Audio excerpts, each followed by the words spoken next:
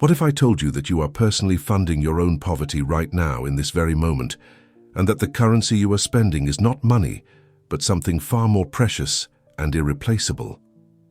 Wallace D. Wattles, writing over a century ago, revealed a truth so radical, so deeply unsettling to the ordinary mind, that most people who encounter it immediately reject it and return to their comfortable suffering.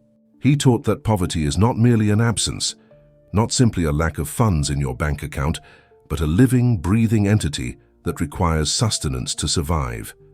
And its food, the very substance upon which it gorges itself and grows stronger, is your attention.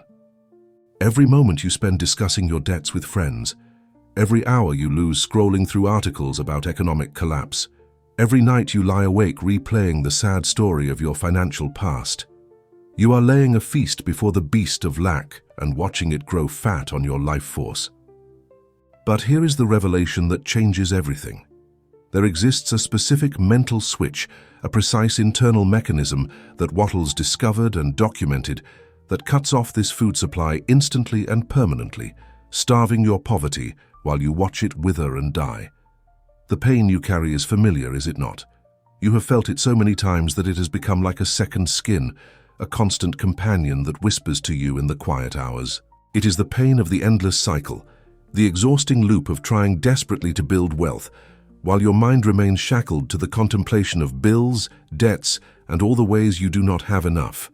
You work harder, you strategize more, you read books and attend seminars, yet something keeps pulling you back to the same financial coordinates, as if an invisible elastic band were attached to your soul. Common sense, that great deceiver, tells you that the responsible thing to do is to focus intensely on your problems, to analyze them from every angle, to understand them so thoroughly that solutions will naturally emerge.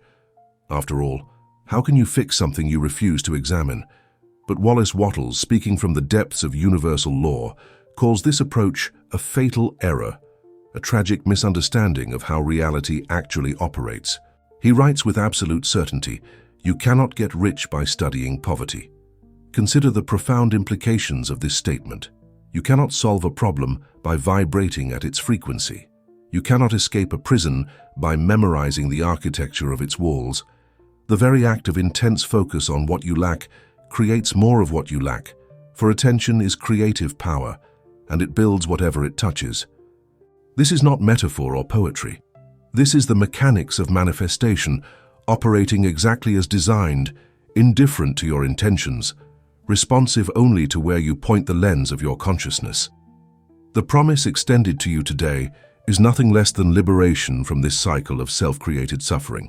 You will learn what Wattles called the law of exclusion, the disciplined practice of ruthlessly withdrawing your attention from every manifestation of lack, every expression of poverty, every reminder of what you do not yet possess.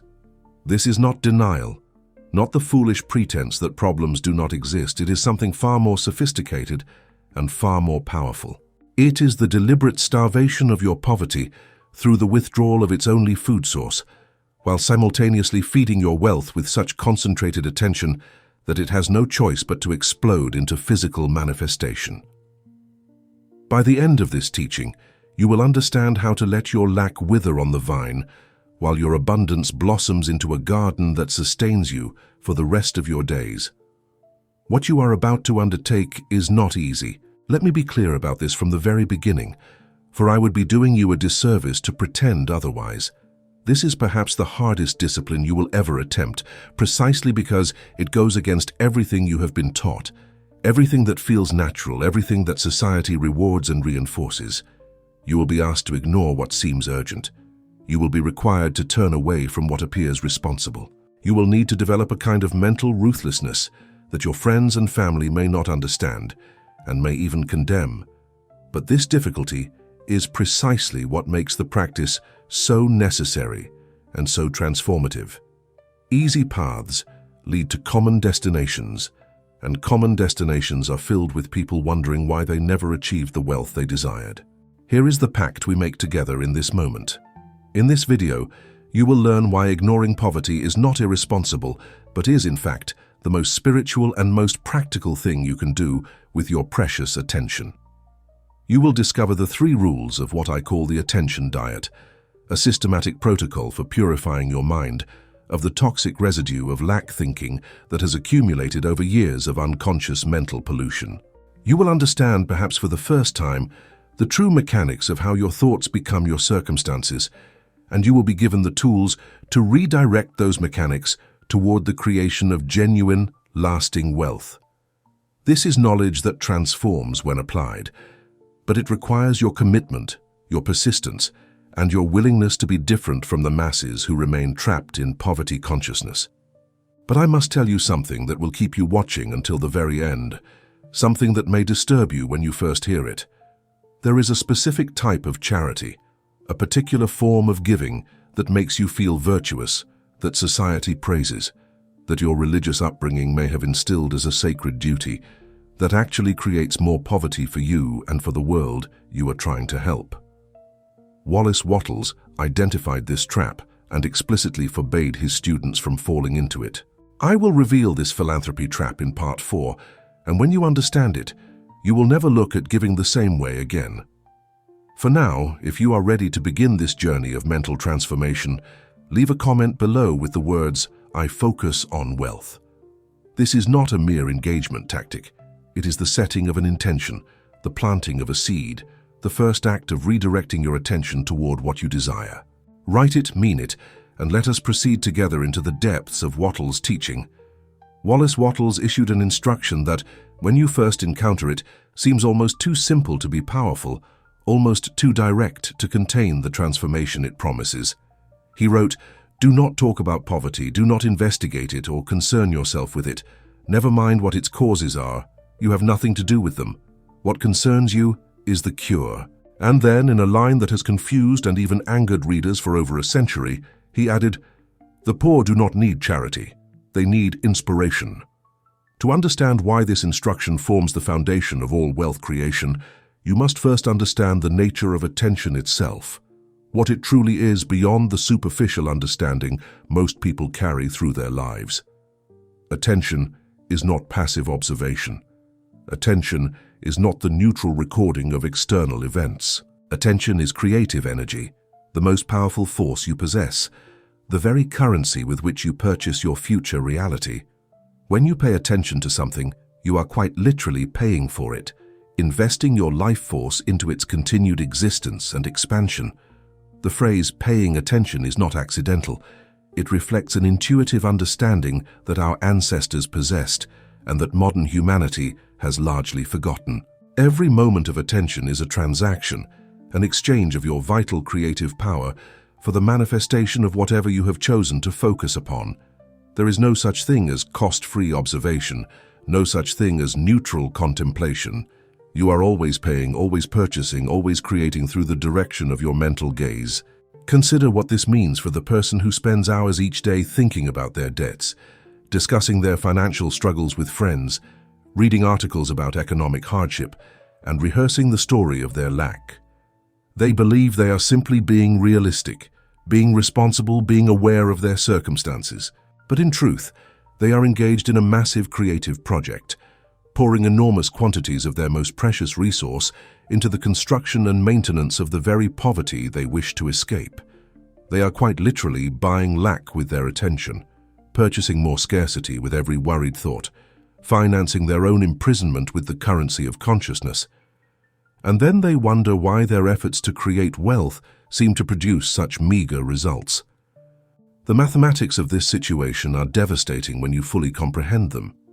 If you spend 5 hours each day thinking about what you lack and 1 hour thinking about what you want to create, you are investing 5 times more creative energy into poverty than into wealth. What outcome would you expect from such an investment ratio? The universe is not punishing you. It is simply responding to your actual expenditure of attention with perfect precision. You are getting exactly what you are paying for, exactly what you are ordering from the cosmic kitchen with the currency of your focus. The meal arrives, and you complain that it is not what you wanted, but the order was placed clearly by your own mind, and the kitchen fulfilled it faithfully. To create wealth, Wattles understood, you must completely reverse this investment pattern. You must fill your mind exclusively with pictures of wealth, images of abundance, visions of the prosperity you are creating. The word exclusively is crucial here and must not be softened or diluted. He did not say primarily, he did not say mostly, he did not say when convenient. He said exclusively, meaning to the complete and total exclusion of contrary images. This is not a gentle suggestion for positive thinking. This is a radical restructuring of your entire mental diet, a complete overhaul of where you direct the most powerful force in your possession. But why must it be exclusive? Why can you not simply balance your thoughts, spending equal time on problems and possibilities? The answer lies in the nature of creative energy and the law of dominant thought. Your subconscious mind, the part of you that interfaces directly with the infinite creative intelligence of the universe, cannot hold contradictory instructions. It cannot simultaneously create wealth and maintain poverty. It will always defer to the dominant pattern, the thought form that receives the most energy, the image that is most frequently and intensely impressed upon it. A mind divided between wealth and poverty will always default to poverty, because poverty thoughts carry the additional weight of fear, and fear is a powerful amplifier of creative energy. This is why half measures do not work in the realm of wealth creation. You cannot negotiate with this law, cannot convince the universe to make an exception in your case, cannot find a clever workaround that allows you to maintain your worry while still manifesting abundance. The law operates with the same impartiality as gravity. It does not care about your reasons, your justifications, or your emotional attachments to your poverty story. It responds only to where you actually direct your attention, not where you claim to direct it, not where you intend to direct it, but where you actually measurably, consistently direct it moment by moment throughout your days. When Wattles says that the poor need inspiration rather than charity, he is making a profound statement about the nature of transformation. Charity, in its common form, addresses the symptoms of poverty while reinforcing its causes. It provides temporary relief while keeping the recipient locked in the consciousness that created their lack in the first place. Inspiration, by contrast, plants a seed of possibility in the mind, creates a new image that can become the object of attention, offers a vision of what could be that begins to compete with the vision of what has been. This is why becoming wealthy yourself is the greatest gift you can offer to those currently trapped in poverty. You become a living image of possibility, a walking invitation to a different way of thinking. The practical application of this understanding begins with radical self-observation. Before you can change where you direct your attention, you must become acutely aware of where you are currently directing it. Most people have no idea how much of their mental energy flows toward lack, because these thought patterns have become so habitual that they operate below the threshold of consciousness. You must become a vigilant watcher of your own mind, catching yourself in the act of poverty thinking, noticing the subtle ways you invest in scarcity throughout your day. Only when you see clearly can you choose differently. What you will discover through this observation may shock you. You may find that poverty consciousness has infiltrated every corner of your mental life, that it colors your conversations, shapes your expectations, influences your decisions, and sets the limits of what you believe possible.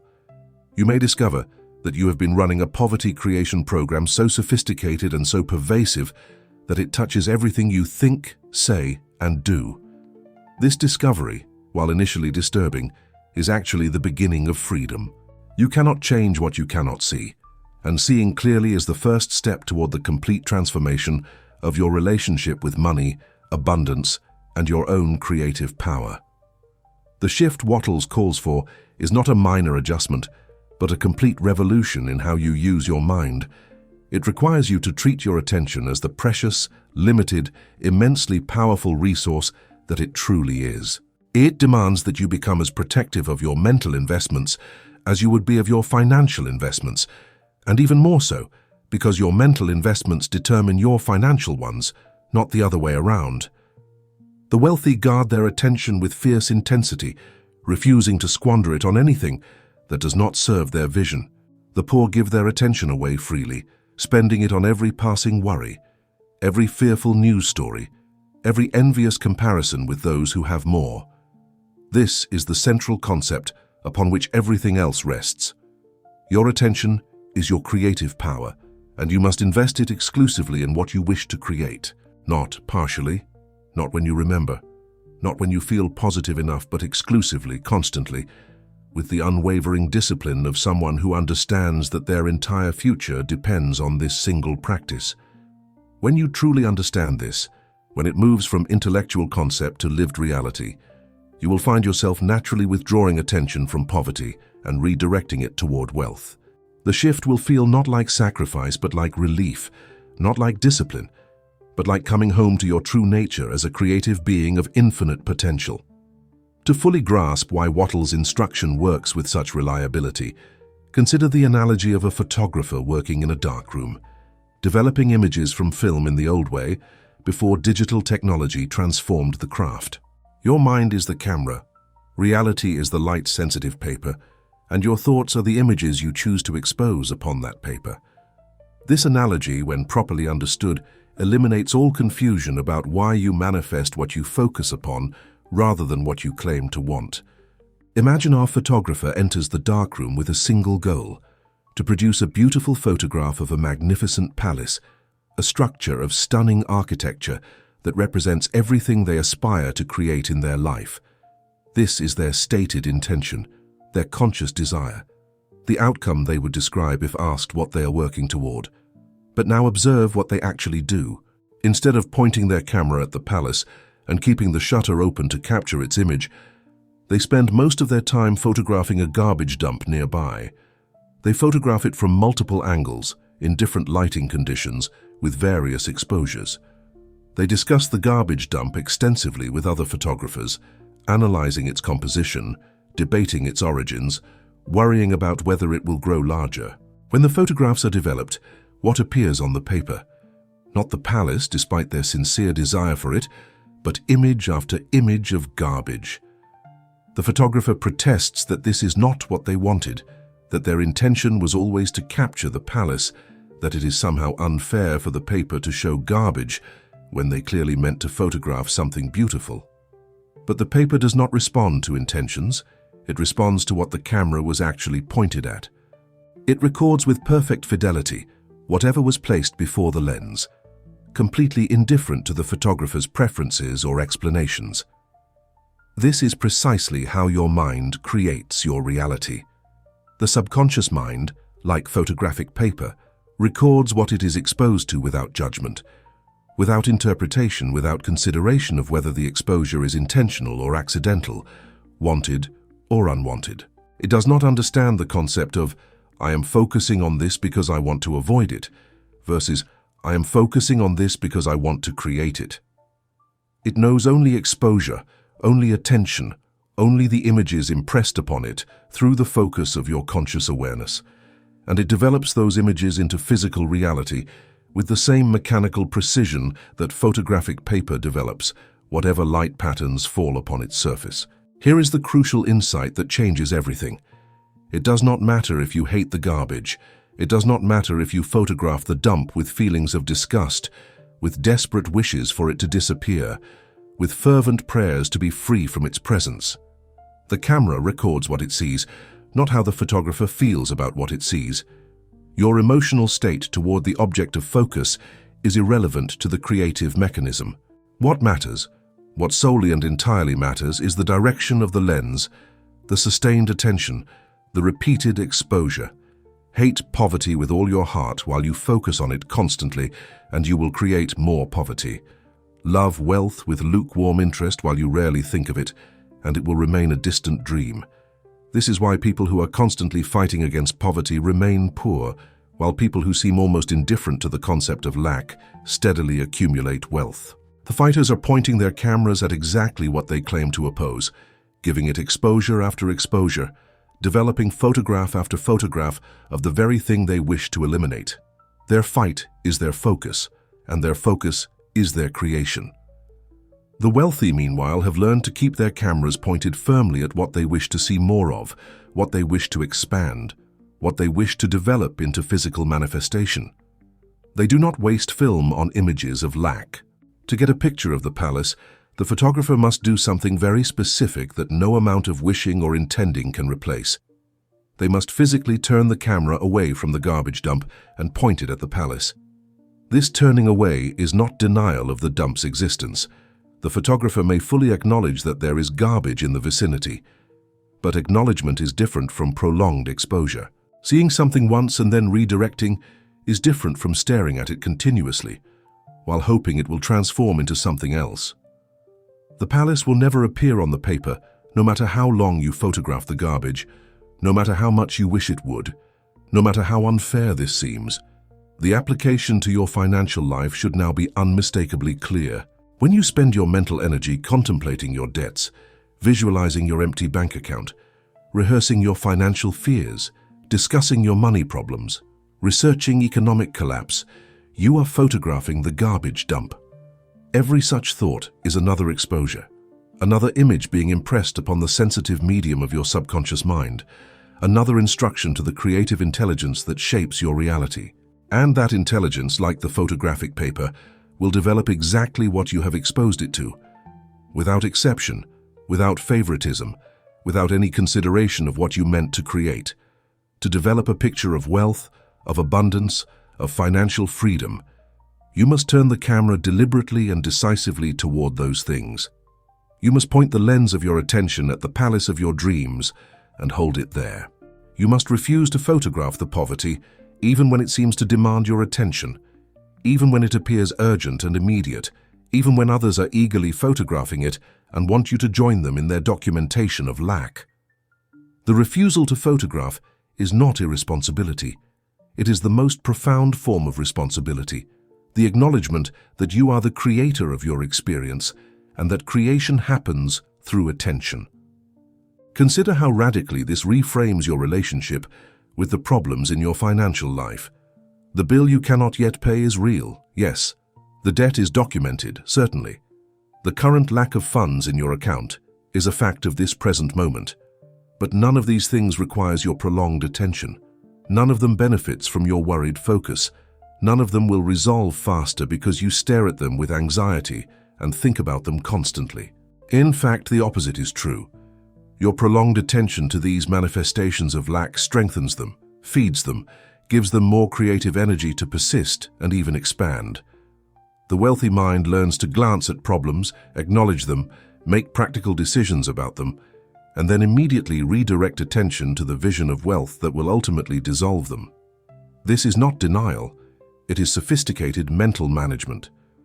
It is the understanding that you can deal with a situation without dwelling on it, that you can acknowledge a fact without giving it your creative power, that you can see the garbage while choosing not to photograph it. The distinction is subtle, but absolutely crucial. Dealing is a single action. Dwelling is sustained attention. You must learn to do the former while eliminating the latter. Think of attention as a flashlight beam in a dark room filled with many objects. Whatever you shine the beam upon becomes visible, becomes real in your experience, becomes the thing you interact with and respond to. The other objects do not cease to exist when the beam moves away from them, but they cease to be active in your experience. They fade into the darkness of inattention, where they have no power to affect you, no claim on your creative energy, no influence over your emotions or actions. The beam is limited. It can only illuminate a portion of the room at any time. This limitation is not a problem but a gift, for it means you have the power to choose what becomes real for you through the simple act of directing your light. Wattles understood that most people shine their flashlight beam predominantly on what they fear, what they lack, what they worry about, what they wish to avoid. They illuminate the poverty corner of the room so brightly and so constantly that they forget the wealth corner exists at all. They become experts in the geography of lack, able to describe every detail of their financial problems, while the territory of abundance remains unexplored, undeveloped, unavailable, because unilluminated.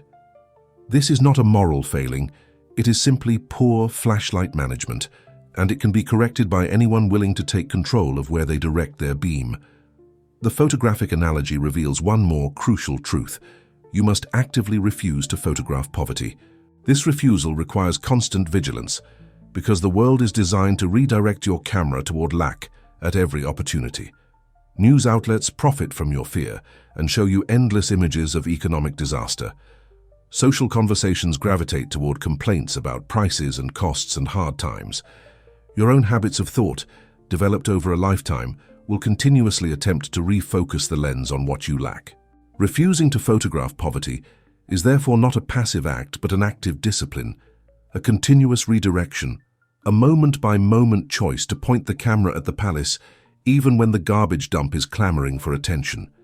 This discipline, once established, becomes the foundation upon which all other wealth-building practices rest. Without it, every technique you learn, every strategy you implement, every effort you make will be undermined by the constant exposure of your mind to poverty images. With it, even modest efforts begin to yield extraordinary results, because all your creative energy flows in a single direction, toward the palace you are building in your mind before it manifests in your world. The camera is yours, the film is unlimited, and the darkroom is always available. What will you choose to photograph from this moment forward? The mental state required to practice Wattles' teaching successfully is not positive thinking as commonly understood. It is not the vague hope that things will somehow work out, nor the superficial affirmation of abundance while your thoughts tell a different story. What is required is something far more demanding and far more powerful, a state of ruthless optimism, an uncompromising commitment to maintaining your vision of wealth regardless of what circumstances present themselves, regardless of what other people say, regardless of what evidence seems to contradict your expectation. The word ruthless may seem harsh in this context, even inappropriate when discussing mental and spiritual matters. But it is precisely the right word, chosen deliberately to convey the intensity of commitment necessary for this practice to work. Ruthlessness implies a willingness to cut away without sentimentality, to refuse without apology, to protect without compromise. You must become ruthless in guarding your optimism, because the forces aligned against it are relentless. The moment you soften, the moment you make exceptions, the moment you allow just this once to become your practice, the poverty thoughts rush back in like water through a breach in a dam. Consider what you are up against in maintaining this state. Modern technology has created an unprecedented apparatus for capturing and directing human attention, and the primary direction is toward fear, outrage, and scarcity.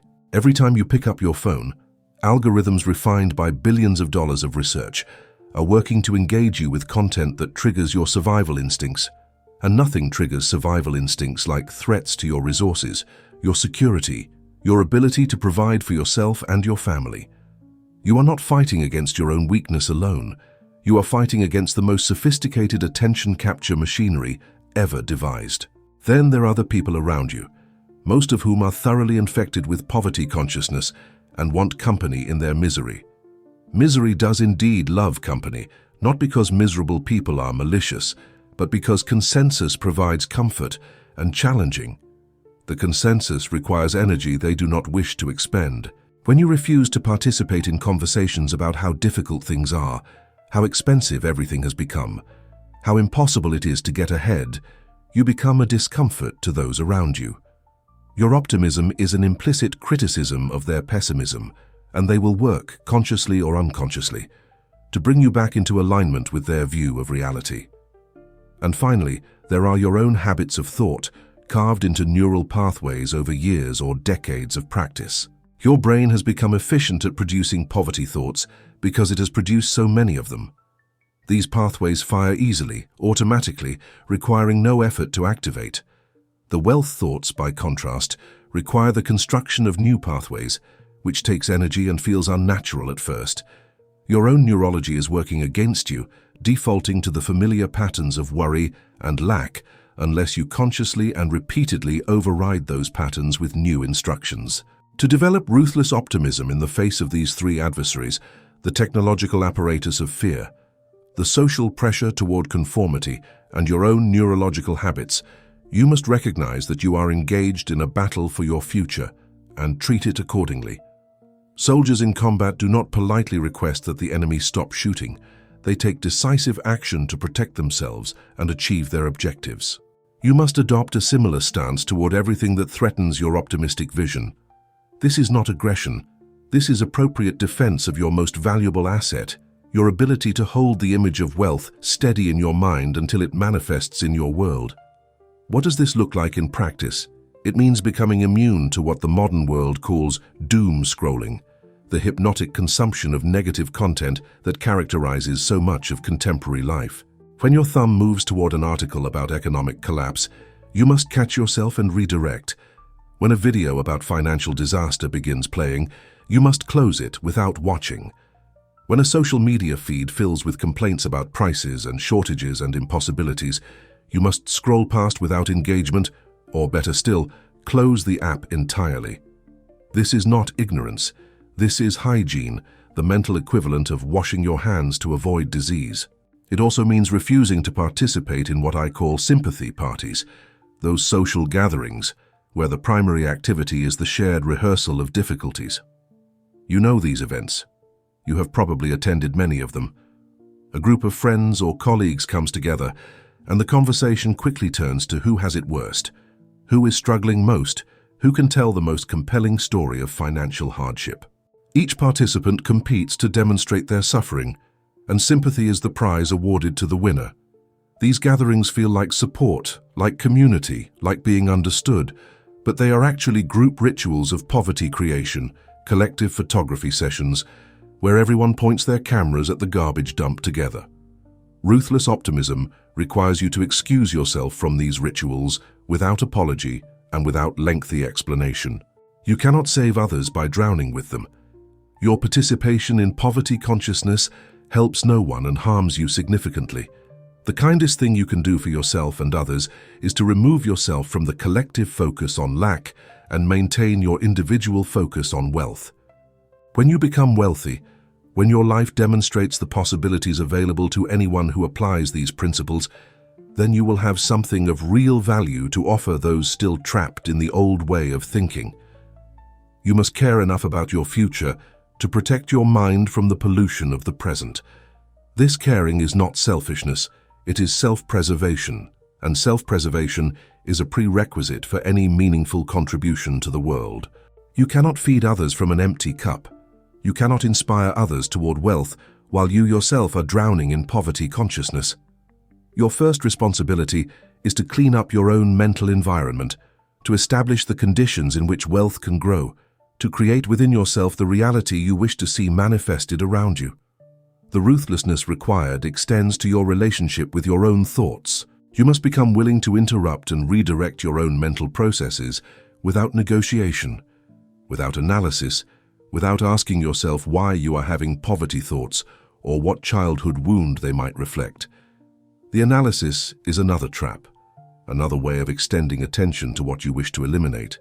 When a poverty thought arises, you notice it, you refuse it, and you redirect to a wealth thought. This is done rapidly, decisively, without discussion, like cutting away diseased tissue to save the healthy body.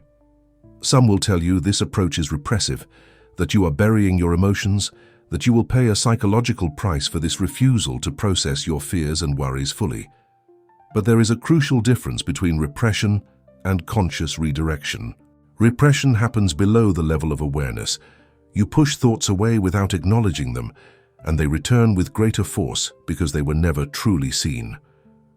Conscious redirection happens in full awareness.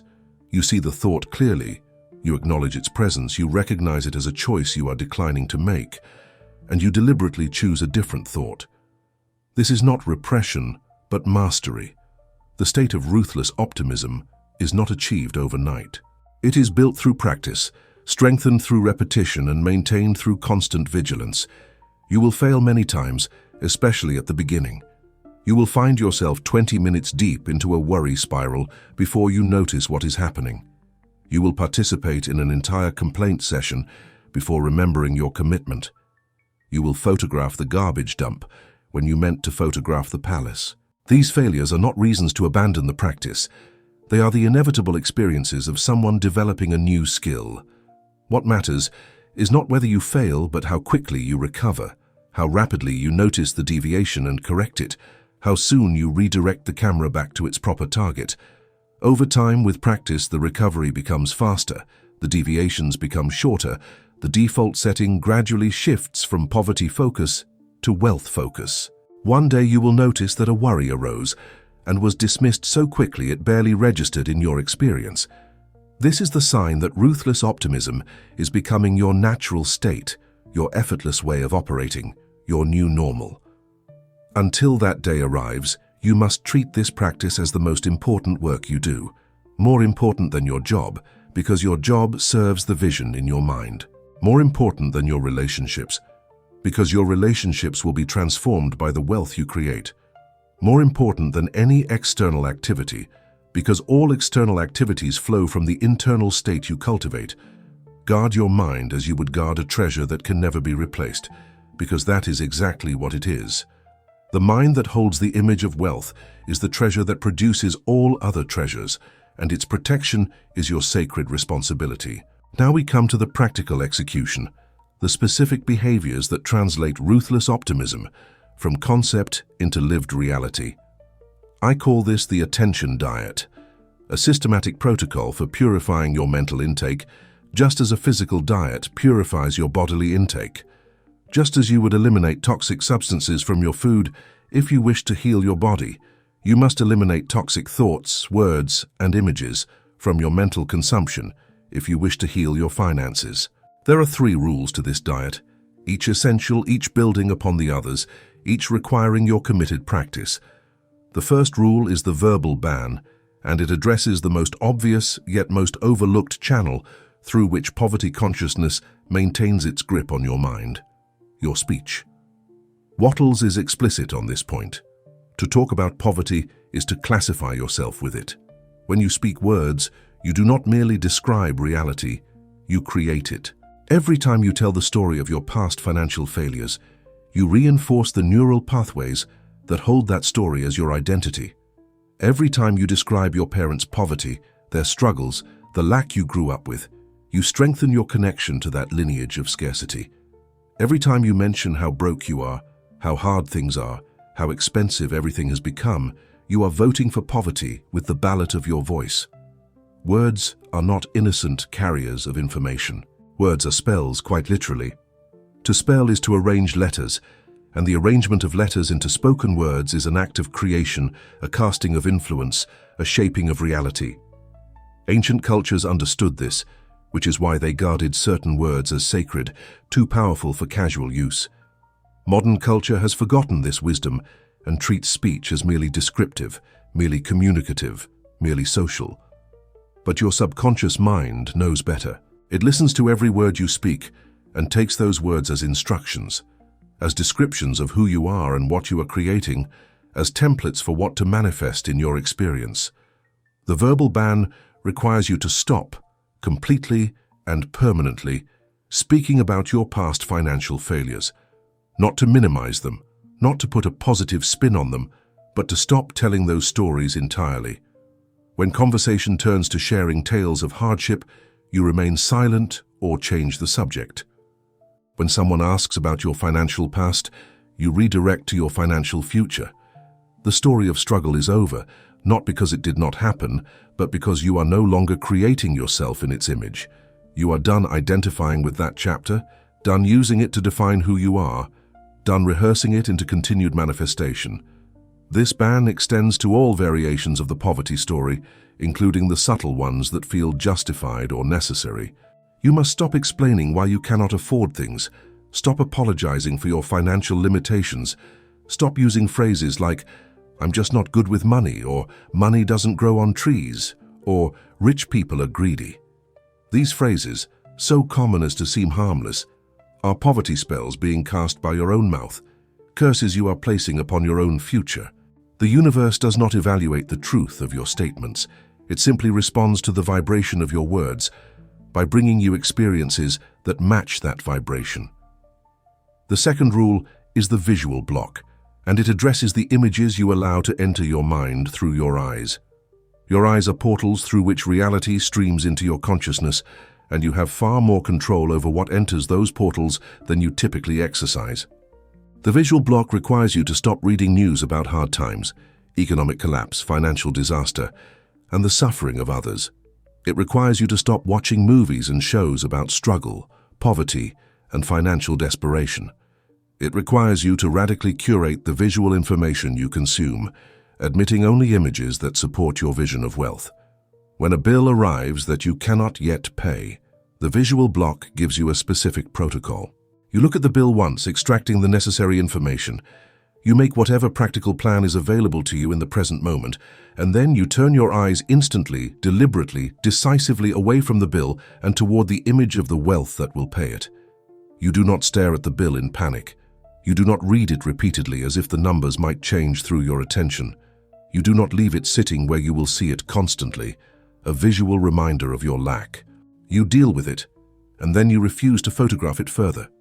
This may seem like denial, like irresponsibility, like sticking your head in the sand. But remember the photographic analogy. Dealing with the bill is acknowledging the garbage exists. Staring at the bill in panic is photographing the garbage. You can acknowledge without photographing. You can be aware without dwelling. You can respond appropriately to present circumstances while refusing to give those circumstances your creative energy. The bill requires a glance. Your vision of wealth requires your sustained gaze. Allocate your visual attention accordingly. The visual block extends to your environment as well as your information consumption. Look around you now. What do you see? Are there symbols of lack, reminders of struggle, images of poverty in your physical space? Clear them out. Replace them with images of wealth, beauty, abundance. Put pictures on your walls that represent where you are going, not where you have been. Fill your visual field with evidence of the prosperity you are creating, so that everywhere you look, you see confirmation of your new identity as a wealthy person. Your environment speaks to your subconscious constantly. Make sure it is speaking the right language. The third rule is what I call the charity of inspiration, and it addresses how you relate to others who are currently experiencing poverty. The typical approach, the one praised by society and encouraged by most spiritual teachings, is to feel pity for the poor, to sympathize with their suffering, to join them emotionally in their experience of lack. But Wattles understood that pity is a trap for both the one who pities and the one who is pitied. To pity someone is to see them as helpless, as a victim, as incapable of changing their circumstances. This vision, held in your mind and communicated through your energy, actually reinforces their poverty consciousness rather than releasing them from it. The charity of inspiration takes a radically different approach. Instead of pitying the poor, which assumes they are helpless, you offer them the image of advancement. You do this not through lectures or advice, but through your very being, through becoming so rich and so genuinely happy that your existence becomes an inspiration, a proof of what is possible, a living invitation to a different way of thinking and being. Wattles is direct about this. Get rich. That is the best way you can help the poor. Your wealth becomes a beacon, showing others the path out of the darkness of lack consciousness. This does not mean you cannot give material assistance to those in need, but your giving must come from a consciousness of abundance, not from a consciousness of pity. When you give from abundance, you are sharing overflow, extending your wealth to others while remaining firmly centered in your identity as a wealthy person. When you give from pity, you are reinforcing separation, establishing yourself as the one who has and them as the ones who lack, which actually deepens the poverty consciousness on both sides. The energy behind the giving matters as much as the giving itself. The charity of inspiration also means that you become genuinely, radiantly happy. Not the forced positivity that covers underlying misery, but authentic joy that flows naturally from your connection to abundance. This happiness is itself a gift to everyone who encounters you. It silently communicates that another way of being is possible, that life does not have to be a struggle, that wealth and joy are available to anyone who aligns with them properly. Your happiness is contagious. Let it infect everyone you meet with the possibility of their own transformation. Implementing these three rules, the verbal ban, the visual block, and the charity of inspiration, constitutes the attention diet that starves your poverty while feeding your wealth. At first, the diet will feel restrictive, unnatural, even painful. You will miss your habitual complaints, your regular doom scrolling, your comfortable commiseration with others about how hard things are. These habits have become part of your identity, and releasing them may feel like losing a part of yourself. But what you are losing is the self that was destined to remain poor. What you are gaining is the self that creates wealth effortlessly, because your attention flows only toward what you wish to manifest. After you have internalized these 3 rules and begun practicing them in your daily life, you will inevitably encounter situations that test your commitment. The world will not simply accept your transformation and reorganize itself to support you. Other people, still trapped in poverty consciousness, will actively attempt to pull you back into alignment with their way of thinking. They will not do this out of malice, but out of the simple human desire for consensus, for company, for confirmation that their view of reality is correct. You must be prepared for these tests and know in advance how you will respond. When someone attempts to drag you into a conversation about how bad the economy is, about inflation and recession and unemployment, and all the other poverty topics that dominate so much of social discourse, you have 2 options, and you must be prepared to use either one depending on the circumstances. The first option is to politely excuse yourself, to physically remove yourself from the conversation.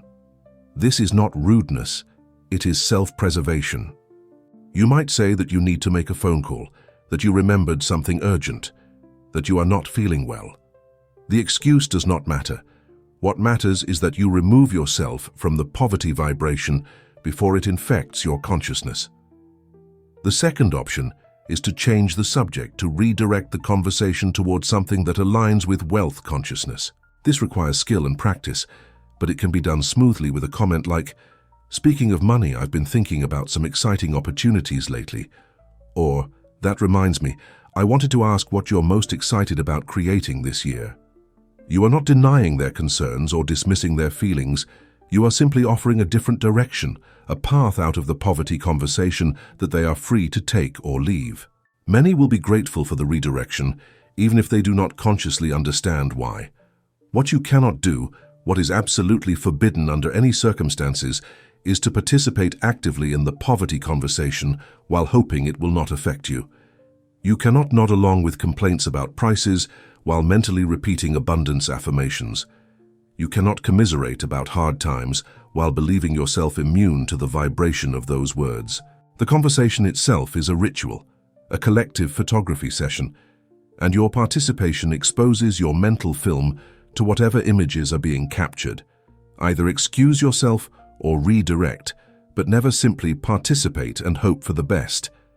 This discipline will make you unpopular in certain circles. There are people who will find your unwillingness to join their misery irritating, even offensive.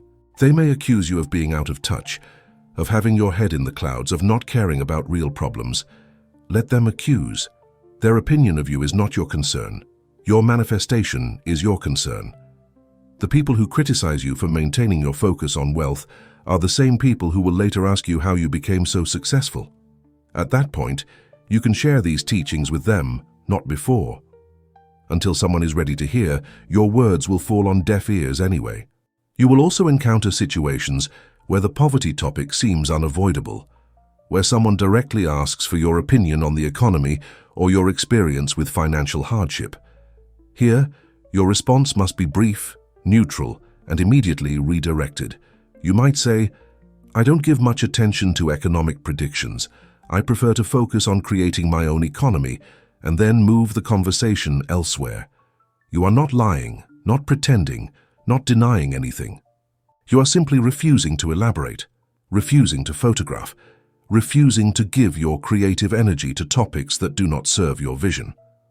The goal of this post-technique phase is to create around yourself a kind of energetic boundary, a zone within which poverty consciousness cannot enter and cannot survive. Within this boundary, you are free to cultivate your vision of wealth undisturbed. Outside this boundary, the world continues as it always has, full of poverty thoughts and poverty conversations and poverty creation. But the world inside your boundary is different, clean, pure, filled only with the images and thoughts and words that support your inevitable manifestation of abundance. You are not hiding from reality, you are creating a new reality, starting with the only place creation can ever start, which is within your own consciousness. Now we must address the fatal mistakes, the errors that seem innocent or even virtuous, but that actually sabotage your wealth creation at its foundation.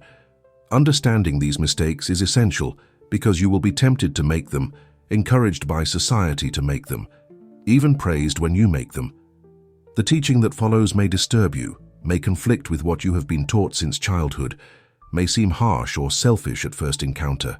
I ask you to hold your reactions and consider the logic carefully, for Wattles was not speaking carelessly when he identified these traps. The first fatal mistake, the one I promised to reveal and the one that ensnares the most well-intentioned people, is what I call traditional charity, specifically the kind of giving that sustains people in their poverty rather than helping them escape it. Wattles was direct and uncompromising on this point. Giving bread to the hungry keeps them alive in their poverty, but it does not cure the disease of poverty itself. The disease is not lack of bread. The disease is the consciousness that creates lack of bread. And traditional charity addresses the symptom while reinforcing the cause.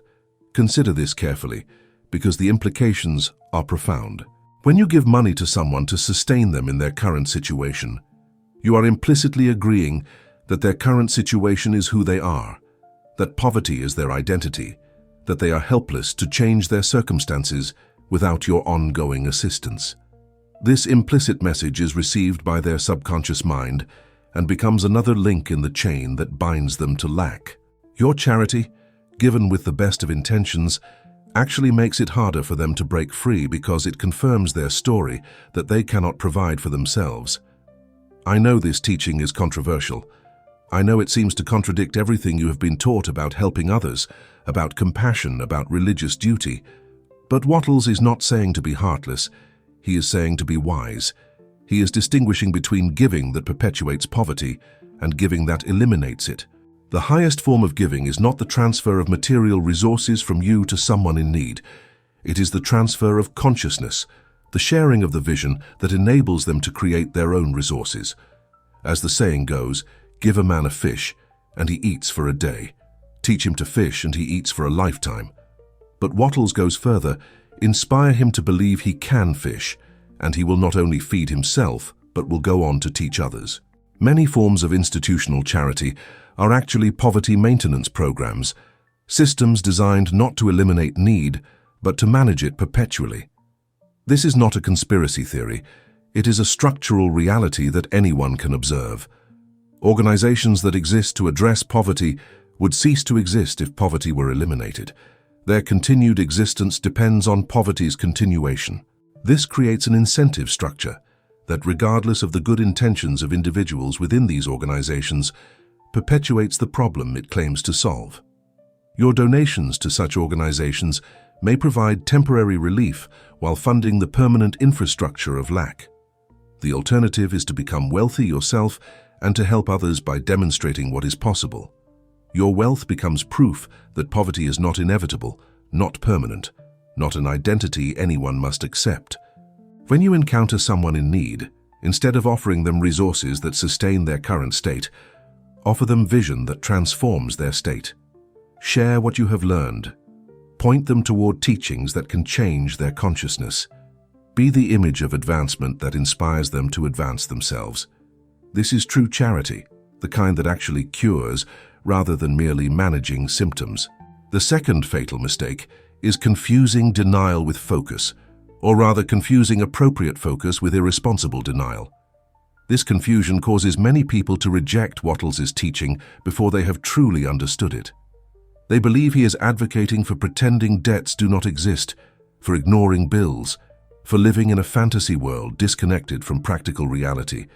This misunderstanding must be corrected because it prevents the very transformation the teaching offers. When Wattles instructs you not to focus on poverty, he is not telling you to deny the existence of your current financial situation.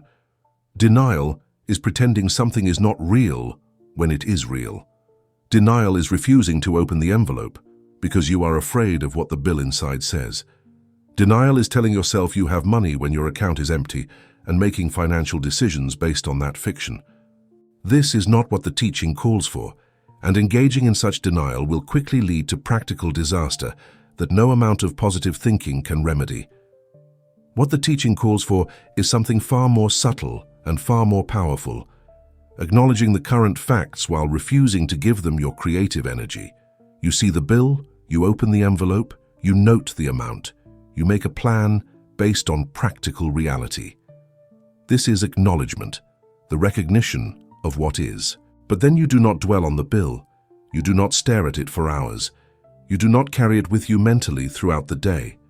You do not discuss it extensively with friends. You do not let it become the dominant image in your mind. This is the refusal of focus, the withholding of creative energy from what you wish to dissolve. The difference between denial and appropriate focus is the difference between closing your eyes and directing your eyes. In denial, you close your eyes to reality, which means you cannot navigate effectively and will crash into obstacles you refuse to see. In appropriate focus, your eyes are open, you see everything, but you direct your gaze deliberately toward what you wish to create, giving only the minimum necessary attention to obstacles and problems. You deal with things. You do not dwell on them. You acknowledge facts. You do not give them your creative power. This distinction is crucial for practical implementation. When the bill arrives, you do not ignore it. Denial. You open it, read it, and determine what action is available to you in this moment. Perhaps you can pay it now. Perhaps you can pay part of it. Perhaps you can negotiate a payment plan. Perhaps all you can do is note the due date and intend to address it when resources become available. Whatever the practical response, you take it. But having taken it, you are done with the bill. It has received the attention necessary for practical response. It receives no additional attention for creative reinforcement.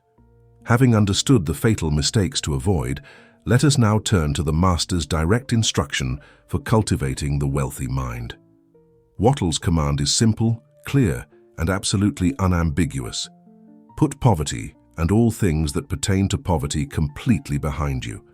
This is not a suggestion, not a recommendation, not something to consider when convenient. This is a command, an imperative, an instruction to be followed with military precision. Notice the language. Completely behind you. Not partially, not mostly, not when you remember. Completely. Behind you means it is no longer in your field of vision, no longer an object of attention, no longer a presence in your consciousness. You have turned your back on it, walked away from it, left it in the past where it belongs. Everything that pertains to poverty goes with it. The conversations, the news articles, the worry thoughts, the fear vibrations, the identity of someone who struggles, all of it completely behind you. Wattles continues with the positive instruction. Think of the riches that are coming, not the riches that might come if you are lucky, not the riches you hope for while doubting. The riches that are coming stated as fact, held as certainty, maintained as the dominant image in your consciousness. Your job is not to figure out how they will come. Your job is to know that they are coming and to keep your attention fixed on that knowing. The how is the universe's business. The certainty is yours. This instruction reveals the proper balance between what you turn away from and what you turn toward. You are not simply suppressing poverty thoughts. You are replacing them with wealth thoughts. The mind cannot hold a vacuum. If you try to simply eliminate thoughts of lack without installing thoughts of abundance, the lack thoughts will return within minutes, drawn back by the vacuum you created. But if you simultaneously release the poverty and embrace the wealth, filling the space instantly with what you desire, there is no vacuum, no opening for the old patterns to return. The practical method is simple.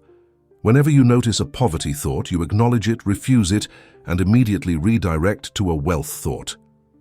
The wealth thought might be a vision of your future success, an image of the money flowing into your life, a feeling of gratitude for the abundance that is coming, a mental picture of the lifestyle you are creating. What matters is that the redirection is immediate and complete, that you do not linger in the space between the poverty thought and the wealth thought, that the switch happens as a single motion rather than a gradual transition. As you practice this, you will discover that the poverty thoughts become less frequent, less intense, less convincing. They begin to feel like echoes from an old life, memories of a person you used to be, thoughts that no longer fit the identity you are building. The wealth thoughts, meanwhile, become stronger, more vivid, more real. They begin to feel like previews of your inevitable future, glimpses of what is coming, natural expressions of who you truly are. This shift in the quality and frequency of your thoughts is the sign that the transformation is taking hold. Wattles understood that consciousness precedes circumstance, always and without exception. Your external financial situation is a lagging indicator of your internal mental state, sometimes lagging by months or years, but always following eventually. This means that the transformation of your finances begins not when your bank account changes, but when your mind changes. The mind shift must come first, it is the cause. The circumstance shift follows, it is the effect. Trying to change circumstances without first changing mind is like trying to change a shadow without moving the object that casts it. Your task, therefore, is to complete the mind shift fully, regardless of what your current circumstances appear to be. Act in your mind as if the wealth is already certain, already on its way, already essentially yours, even if not yet visible in physical form. This is not delusion. This is the proper ordering of cause and effect. You are placing the cause, wealthy consciousness, in position and trusting the effect, wealthy circumstances, to follow according to universal law. Everyone who has ever created significant wealth has followed this pattern, whether they understood the mechanics or not. The master's tip, then, is this: live mentally in the wealth that is coming, not in the poverty that appears to be present. Let your thoughts, your feelings, your expectations, your inner dialogue all reflect the abundance you are creating rather than the lack you are leaving behind. This inner life becomes the template, the blueprint, the mold into which material reality must eventually pour itself. Make the template beautiful, make it detailed, make it vivid, make it certain. Hold it steady regardless of external appearances. Hand watch as reality rearranges itself to match the template you hold unwavering in your mind. The teaching of Wattles, articulated over a century ago, finds remarkable confirmation in the discoveries of modern physics, particularly in the strange and counterintuitive realm of quantum mechanics. What the great masters understood through intuition, spiritual insight, and careful observation of life's patterns, science has now begun to demonstrate through rigorous experiment and mathematical precision. The principle at work in wealth creation is the same principle that governs the behavior of subatomic particles. Observation creates reality. The observer effect, one of the most profound and puzzling discoveries in the history of science, reveals that the act of observation is not passive but creative. When scientists attempt to observe subatomic particles, the very act of observation changes the behavior of those particles. Before observation, particles exist in a state of pure potentiality, a mathematical cloud of possible positions and momentums that physicists call a wave function. The particle is not in any particular place, it is simultaneously in all possible places, each with a certain probability. This state of multiple simultaneous possibilities is called superposition. But the moment observation occurs, something extraordinary happens. The wave function collapses. The cloud of possibilities suddenly condenses into a single actuality. The particle, which was everywhere and nowhere, is now here and only here. Observation has created a specific reality out of infinite potential. The observer, far from being a passive recorder of pre-existing facts, is an active participant in the creation of those facts. This is not mysticism or speculation. This is experimental physics, replicated countless times in laboratories around the world. Now consider the implications for your financial life. Your current situation, your debt, your lack, your struggle, exists as a physical reality, yes, but it exists as a collapsed wave function, a potentiality that has been made actual through observation. And who is the primary observer of your financial situation? You are. Your constant attention to your debt, your repeated mental measurement of your lack, your continuous observation of all the ways you do not have enough. This is the process of wave function collapse that locks your poverty into physical reality. You are the scientist in the laboratory, and your attention is the measuring device that turns possibility into actuality. When you observe your debt with intense emotion, when you stare at the numbers with fear and anxiety, when you think about your lack constantly and discuss it frequently, you are collapsing the wave function in the direction of continued debt. You are taking the infinite possibilities available to you, including the possibility of sudden and complete financial transformation, and collapsing them into the single actuality of more debt. The emotion intensifies the collapse, the repetition reinforces it. The belief in its permanence makes the collapse more resistant to change. You are, quite literally, creating your poverty through the physics of observation. But here is the revelation that changes everything. By withdrawing your observation, you destabilize the collapsed reality.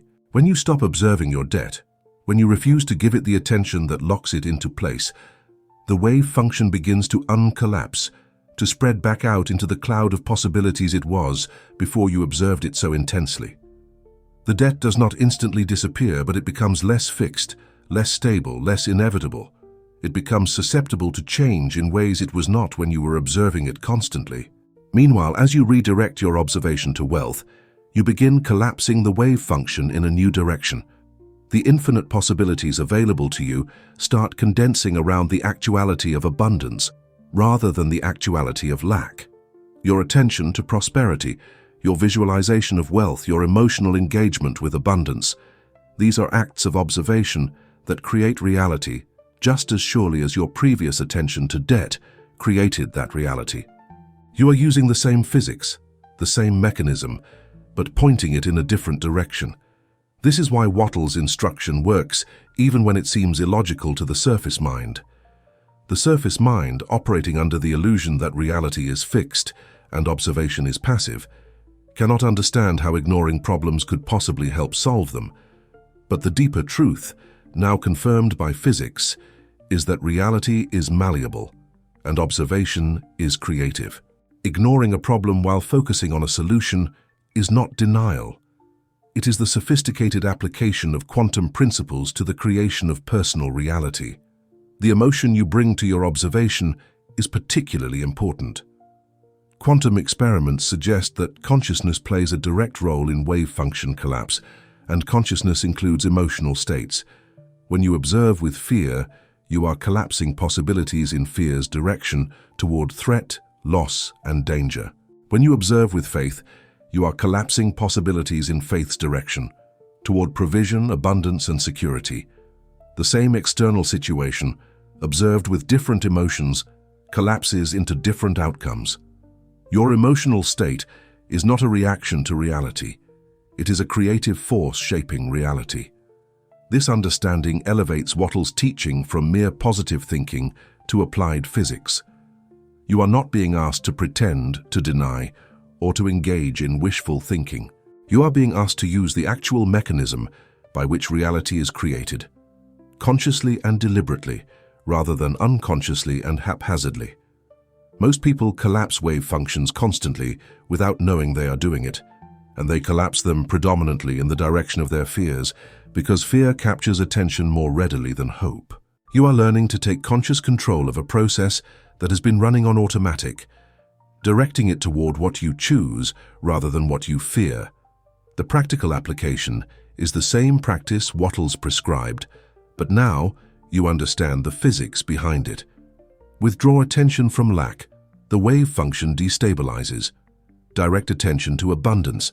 A new wave function begins to collapse. Maintain this new observation with emotional intensity and consistent practice. The collapse solidifies into physical reality. This is the mechanism, confirmed by science, that transforms consciousness into circumstance, thought into thing, mind into matter. Let me tell you the story of a man, someone whose name does not matter, but whose transformation demonstrates everything we have discussed. This man hit rock bottom financially. He was drowning in debt, his business had failed, his relationships were strained under the pressure of constant financial stress, and he could see no way forward. Every morning he woke to anxiety, and every night he lay awake, calculating how much he owed and how impossible repayment seemed. He was, by any conventional measure, in desperate circumstances.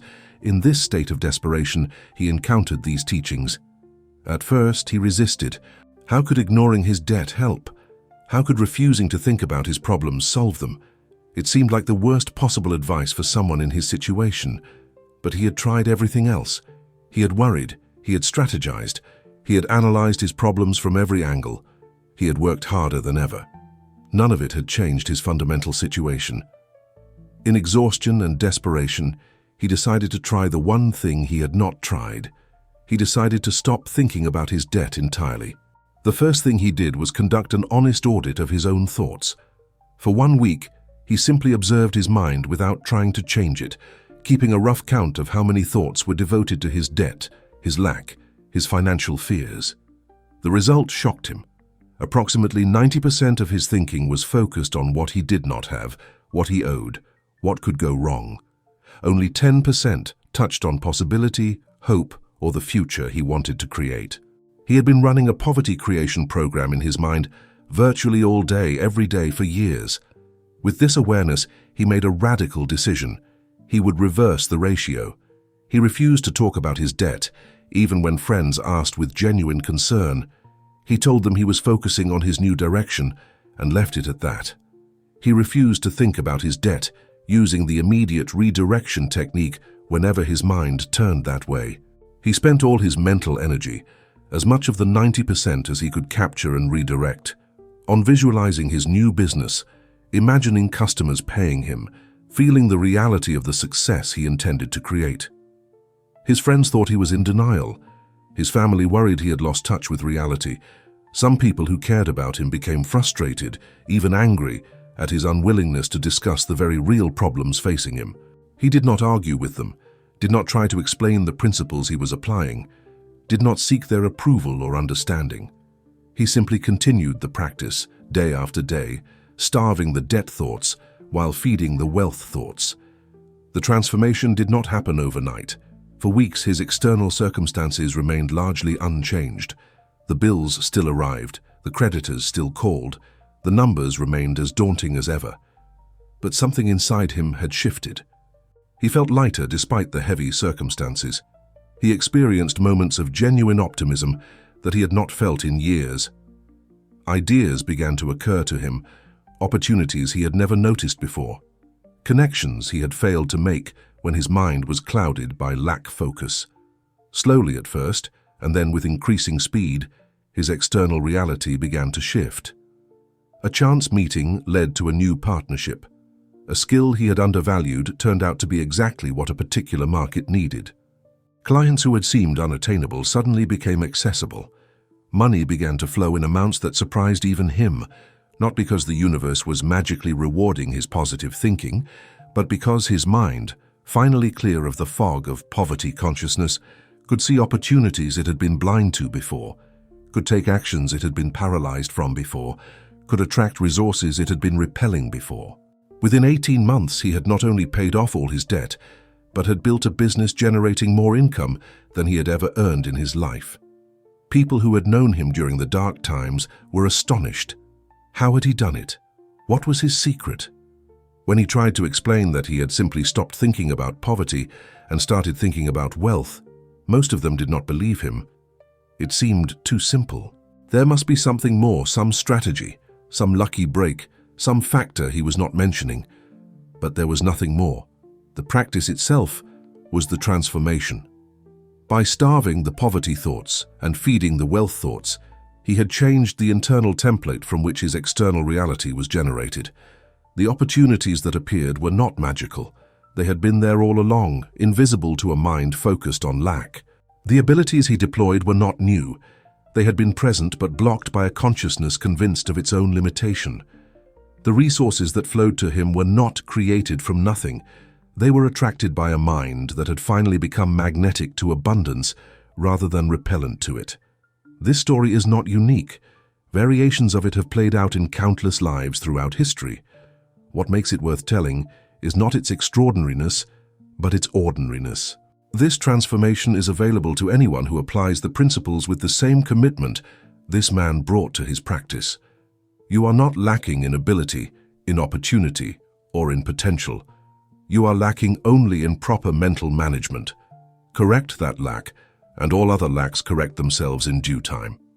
This is the promise not of wishful thinking, but of applied law, demonstrated endlessly for those with eyes to see.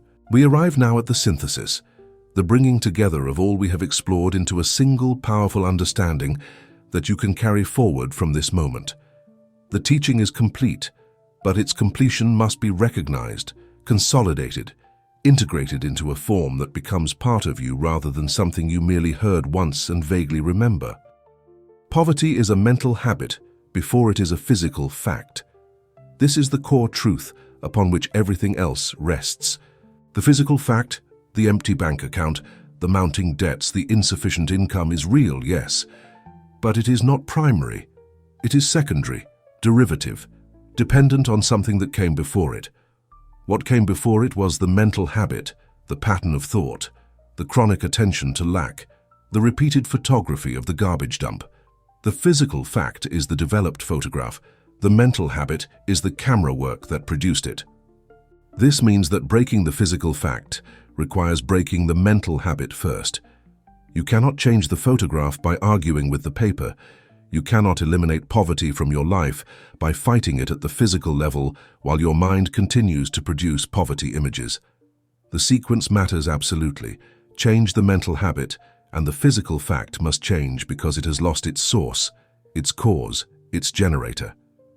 Maintain the mental habit while fighting the physical fact, and you exhaust yourself in a battle you cannot win, because every morning the habit produces new poverty images that manifest new physical facts. Your attention is the key to both the problem and the solution. Attention directed consistently to lack creates lack. Attention directed consistently to abundance creates abundance. This is not positive thinking. This is creative mechanics. This is not denial. This is sophisticated mental management. This is not ignoring reality. This is understanding how reality is generated and taking conscious control of the generation process. The 3 rules of the attention diet, the verbal ban, the visual block, and the charity of inspiration, give you practical tools for redirecting your attention. The master's tip gives you the instruction. Put poverty completely behind you and think of the riches that are coming. The quantum physics gives you the understanding. You are collapsing wave functions with every act of observation, and you can choose what direction they collapse. The story of transformation gives you the proof. This works for those who apply it with commitment. You are the guardian of your mind. This is perhaps the most important identity you can assume, more important than any job title, any social role, any label the world has assigned to you. Whatever else you may be, you are first and fundamentally the guardian of the space between your ears, the protector of the sanctuary in which your future is created. As guardian, you have both the authority and the responsibility to determine what enters your mind and what is refused entry. You would not allow strangers to dump garbage in your living room. You would not permit toxic chemicals to be poured into your drinking water. You would not invite people who wish you harm to sleep in your home. Yet how casually most people allow mental garbage to be dumped in their consciousness, toxic thoughts to be poured into their inner dialogue, harmful influences to take up residence in their most sacred space. Stop letting the trash of the world be dumped into your living room. The news about economic collapse is trash. Refuse it entry. The conversations about how hard everything is are trash. Excuse yourself from them. The stories of your past failures are trash. Stop rehearsing them. The worries about future disasters are trash. Redirect from them immediately. You have the power to turn away, to close the door, to refuse the delivery. Exercise that power as if your life depends on it, because your life does depend on it. You have the power to turn the switch. There is a mental switch, a point of decision, a moment of choice that exists in every instant. In each moment, you can choose to tune to the frequency of lack or the frequency of abundance. You can choose to photograph poverty or to photograph wealth. You can choose to collapse the wave function toward debt or toward prosperity. The switch is always available, always within reach, always responsive to your decision. No one else can turn it for you, and no one can prevent you from turning it yourself. Turn off the signal of lack. Imagine a radio playing static, noise, interference, signals that create nothing but confusion and distress. This is what your mind has been receiving when you tune to the frequency of poverty. Turn the dial, change the station, Refuse to receive those signals any longer. They have nothing useful to offer you, nothing that serves your vision, nothing that supports your creation. Turn them off completely, ruthlessly, without nostalgia for the familiar suffering they represent. Turn off the signal of fear. Fear is the great amplifier of poverty consciousness. When you think about lack with fear, you give it 10 times the creative power it would have if you thought about it neutrally. Fear locks the wave function collapse into place, making it harder to shift. Fear attracts more fear-provoking circumstances, confirming itself endlessly. Fear is not protecting you. Fear is creating the very things it warns you against. Turn it off. When you feel it arising, recognize it as a signal to redirect, not as valuable information about reality. Turn on the signal of abundance and keep it on until the world around you glows with gold. The signal of abundance is not wishful thinking. It is alignment with truth. The universe is infinitely abundant. Scarcity is a human illusion, a perspective error, a misunderstanding of how reality works. When you tune to abundance, you are not pretending. You are perceiving more accurately than those who see only lack. Keep this signal on continuously, through practice, through discipline, through the guardian's vigilance, and watch as the world around you transforms to match the signal you are broadcasting and receiving. I offer you now the Rich Mind Challenge, a practical application of everything we have explored, a 3-day intensive that will begin to establish new patterns in your consciousness. This is not a suggestion, but a challenge, something that requires courage and commitment, something that will separate those who are serious about transformation from those who merely find these ideas interesting. For 3 days, beginning now, if you accept this challenge, you will impose a strict ban on any word related to cost, expensive, broke, or hard. These words and their variations are poverty spells, and you will not cast them. When you are about to say something costs too much, you stop. When you are about to describe something as expensive, you find another way to express yourself. When you are about to call yourself broke, you catch yourself and remain silent. When you are about to describe something as hard, you redirect. 3 days of verbal purity, of refusing to speak the language of lack. If a negative thought comes during these 3 days, and it will come, you have a specific protocol. You acknowledge the thought, you say either silently or aloud, that is the old way, and you immediately pivot to the wealth you are creating. This pivot must be immediate, leaving no gap for the old thought to elaborate itself. That is the old way serves as a label that distances you from the thought, identifying it as a remnant of a previous pattern rather than a truth about your current reality.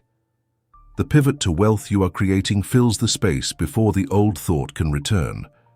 What will you experience during these 3 days? Initially, probably frustration and heightened awareness of how often you speak and think in poverty terms. This awareness, while uncomfortable, is valuable. You cannot change what you do not see, and these 3 days will show you with stark clarity how saturated your normal speech and thought have become with lack consciousness. You may be shocked at how many times you catch yourself about to cast poverty spells. As the 3 days progress, you will begin to feel something shift. The mental effort required to redirect will decrease. The wealth thoughts will begin to arise more naturally. The poverty thoughts, starved of reinforcement, will begin to weaken. You will catch glimpses of a different way of being, a different mental atmosphere, a different quality of consciousness. These glimpses are previews of the permanent state that develops through continued practice. After the 3 days, the challenge becomes a way of life. You do not return to the old patterns, you continue the practice with the same vigilance, but with growing ease. The 3 days prove to you that change is possible. The continued practice makes the change permanent.